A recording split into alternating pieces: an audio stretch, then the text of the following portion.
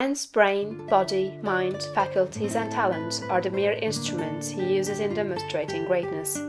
In themselves, they do not make him great.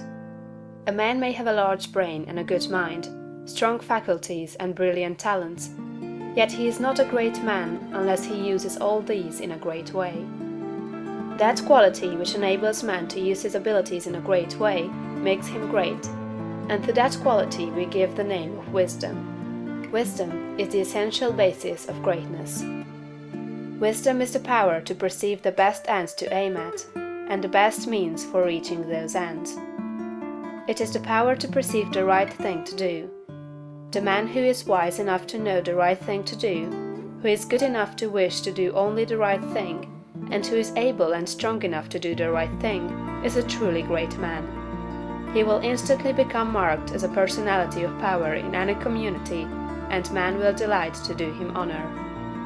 Wisdom is dependent upon knowledge. Where there is complete ignorance, there can be no wisdom, no knowledge of the right thing to do. Man's knowledge is comparatively limited, and so his wisdom must be small, unless he can connect his mind with knowledge greater than his own, and draw from it, by inspiration, the wisdom that his own limitations deny him. This he can do. This is what the really great men and women have done. Man's knowledge is limited and uncertain. Therefore he cannot have wisdom in himself. Only God knows all truth. Therefore only God can have real wisdom, or the right thing to do at all times, and man can receive wisdom from God.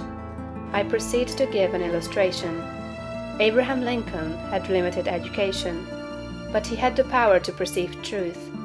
In Lincoln, we see preeminently apparent the fact that real wisdom consists in knowing the right thing to do at all times and under all circumstances, in having the will to do the right thing, and in having talent and ability enough to be competent and able to do the right thing.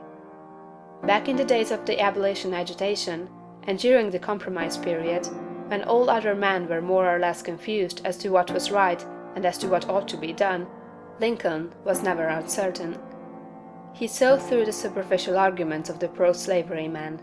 He saw also the impracticability and fanaticism of the abolitionists. He saw the right ends to aim at, and he saw the best means to attain those ends. It was because men recognized that he perceived truth and knew the right thing to do that they made him president.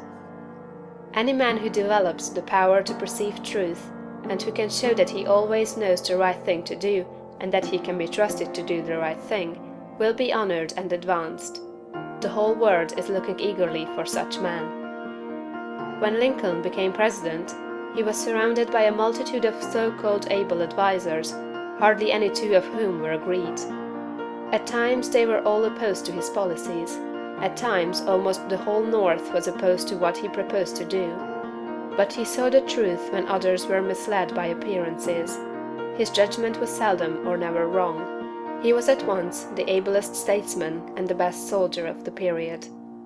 Where did he, a comparatively unlearned man, get this wisdom? It was not due to some peculiar formation of his skull, or to some fineness of texture of his brain. It was not due to some physical characteristics. It was not even a quality of mind due to superior reasoning power. Processes of reason do not often reach knowledge of truth. It was due to a spiritual insight. He perceived truth, but where did he perceive it, and whence did the perception come? We see something similar in Washington, whose faith and courage, due to his perception of truth, held the colonies together during the long and often apparently hopeless struggle of the Revolution. We see something of the same thing in the phenomenal genius of Napoleon, who always knew, in military matters, the best means to adopt.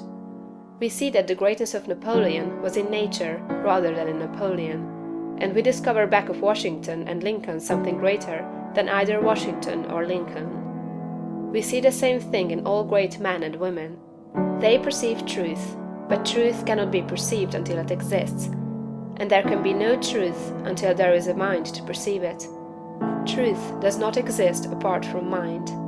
Washington and Lincoln were in touch and communication with a mind that knew all knowledge and contained all truth. The same is true for all who manifest wisdom. Wisdom is obtained by reading the mind of God.